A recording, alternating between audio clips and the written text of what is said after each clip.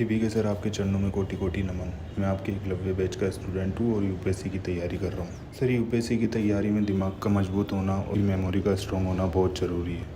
Sir please मेरा मार्गदर्शन कीजिए, क्योंकि मुझे यूपीएससी पहले ही प्रयास में क्रैक करनी है। दिमाग को मजबूत कैसे बनाएं और मेमोरी को अल्ट्रा पावरफुल कैसे बनाएं सर? 9th क्लास में मैं सबसे पहली बार अपनी लाइफ में फेल हुआ था और वो सेकंड बाई मंथली टेस्ट था हमारा। 8वीं क्लास में मेरी मेरिट रही थी, पूरे डिस्ट्रिक्ट में मेरा सेकंड रैंक था। और मैंने रियलाइज़ किया कि गांव से शहर जाने में रोज़ मेरे 2 घंटे जाने में और 2 घंटे आने में 4 घंटे खराब हो रहे हैं। और उस बस में जहाँ पर कभी सीट नहीं होती थी मेरे लिए, मैं कभी बैठ नहीं पाता था। बस के हालात ऐसे थे कि गाँव में एक बस जाती है और एक आती है, और जब बस में लोग बैठना शुरू होते हैं तो बस अगर 8 बजे जानी है तो लोग 5 बजे बैठना शुरू कर देते हैं। तो उस बस में धुआं था और सब लोग, बड़े बुजुर्ग लोग जो जाते थे शहर, वो बीड़ी पीते थे, कुछ जगह हमको मिलती नहीं थी। 4 घंटे रोज खराब हो रहे थे। तो मैंने पाया कि मैं फेल इसलिए हुआ क्योंकि मेरे पास पढ़ने का समय ही नहीं है।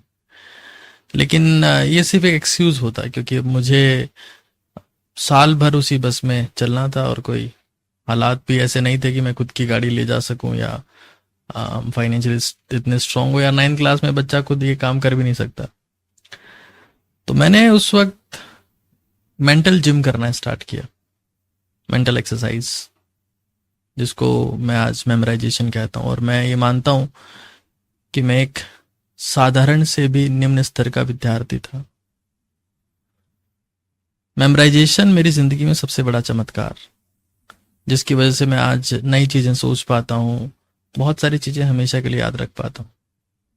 देखिए, बहुत बड़ा सच है कि आपके विचार आपको स्वर्ग में ले जा सकते हैं तो नरक में भी, क्योंकि आपके विचारों से भारी कुछ नहीं है और उनसे हल्का भी कुछ नहीं है। अगर आपके विचार शानदार है तो आप उड़ने लगते हैं, और अगर विचार बेकार हैं तो आप गड्ढे में गिर जाते हैं जहां से कोई बाहर निकालने वाला आपको नहीं। हमें ये सबसे पहले हर एक केस में समझ लेना है कि हमारी जिंदगी में हमारे विचार, कि आप किस तरीके से चीज़ों को सोचते हैं और किस तरीके से उनको इम्प्लीमेंट करते हैं, बहुत महत्वपूर्ण है। विशेष तौर से जब आप ये पाते हैं कि आपके दिमाग में कोई चीज़ टिक नहीं रही है, आप बार बार पढ़ते हैं या आप किसी प्रोफेशन में हैं तो कोई भी काम आप भूल जाते हैं, क्योंकि आप मेमोराइज नहीं कर रहे हैं। अगर आप मेमोराइजेशन को अपनी ज़िंदगी का एक हिस्सा बनाते हैं तो आप ये पाएंगे कि आपका एक दिमाग 100 दिमाग के बराबर काम करने लगता है। ये दिमाग की वो कसरत है जो आपके दिमाग को बहुत सारे विद्वानों से भी आगे ले जाती है। और एक चीज़ ध्यान रखना है कि शरीर की कसरत की वैल्यू 1% भी नहीं है। दिमागी कसरत ही आपकी ज़िंदगी को असली ताकतवर बनाता है। दूसरी बात यह कि आज तक जितने भी धर्म आए हैं, क्योंकि धर्म इस दुनिया का सबसे पुराना व्यापार है, कोई इसे माने या ना माने, हालांकि ईश्वर है या नहीं है, उनका अस्तित्व है या नहीं है, इस बारे में मैं कोई भी तर्क दूंगा तो एक कुतर्क होगा और वो बहस करने का मेरा मुद्दा भी नहीं। मेरा काम आपको सिखाना है। जब हम जितनी भी ईश्वर की प्रार्थना, आराधना, पूजा, भक्ति, नमाज कुछ भी करते हैं तो उसमें ईश्वर की तारीफ है कि आप पावरफुल हैं, आप शक्तिशाली हैं, आप महान हैं। लेकिन जब हम खुद के लिए बोलते हैं तो हम हमेशा होपलेस होते हैं कि तेरा कुछ नहीं हो सकता, तू खत्म है, जिंदगी में कुछ नहीं कर सकता। देखिए, मैं आपसे कहना चाहता हूं कि आप ईश्वर की पूजा करें, वो अच्छी बात है, उससे आपका ईगो कम होता है, आपका अहंकार कम होता है। लेकिन अगर आप खुद की पूजा नहीं करेंगे तो आपका एग्जिस्टेंस ही खत्म हो जाएगा। आप ईश्वर के लिए जितना महान बोलते हैं उतना ही महान खुद के लिए भी बोलें, क्योंकि आप ईश्वर से कम नहीं हैं। आपको दिमाग में सोचना पड़ेगा, एक आप कंटेंट सोच रहे हैं जो आपकी जिंदगी में आपके सब्जेक्ट से कनेक्टेड है, और दूसरा ये कि आप महान हैं। आप सिर्फ दूसरों की प्रार्थना करते रहेंगे, और क्योंकि हम मुर्दों को पूजने में यकीन रखते हैं, मुझे माफ करिएगा लेकिन हर धर्म में ये सिखाया गया कि जो मर गया सिर्फ उसकी पूजा करो, जो जिंदा है उसकी पूजा नहीं करनी, चाहे वो माँ बाप हो, चाहे खुद हो, चाहे आपके टीचर्स हो, चाहे आपके बड़े बुजुर्ग लोग। जिंदगी में खुद की पूजा करना सबसे महत्वपूर्ण चीज है, और इसके लिए आपको खुद को पॉजिटिव बोलना पड़ेगा कि यू आर वेरी पावरफुल, आप में भी वो शक्ति है, आप जिंदगी में जो चाहें वो कर सकते हैं, आप अकेले बहुत हैं, आप काफी अकेले हैं या आप अकेले ही काफी हैं। ये अफर्मेशन आपको पूजा करने से, खुद की पूजा करने से आएगा। दूसरों की आप प्रे करें ना करें, प्रार्थना करें ना करें, वो एक बहुत सेकेंडरी एस्पेक्ट है। लेकिन अगर आप नहीं करेंगे खुद की प्रे, तो आप हो सकता है PREY बन जाए, किसी मेंटल इश्यू का, PREY मतलब शिकार बन जाए, किसी मानसिक बीमारी का, किसी शारीरिक बीमारी का, और खत्म हो जाए बिना कुछ जिंदगी में किए। फर्स्ट थिंग मेमोराइजेशन, यानी कि मनन। जो भी आप सीखते हैं, जो भी आप पढ़ते हैं, उन विचारों को, आप टीवी देखते वक्त खाना खाते हैं, अक्सर ऐसा ही होता है कि हमने खाना खाना शुरू किया और तारक मेहता का उल्टा चश्मा लगा लिया। आप खाना खाते वक्त भी अपने दिमाग में सोच सकते हैं, नहाते वक्त भी सोच सकते हैं, स्कूटी चलाते वक्त, ट्रैवल करते वक्त भी सोच सकते हैं आप, क्योंकि आपका दिमाग रुक नहीं सकता। अगर आप उसमें क्वालिटी कंटेंट नहीं सोचेंगे तो कचरा अपने आप सोच लेगा।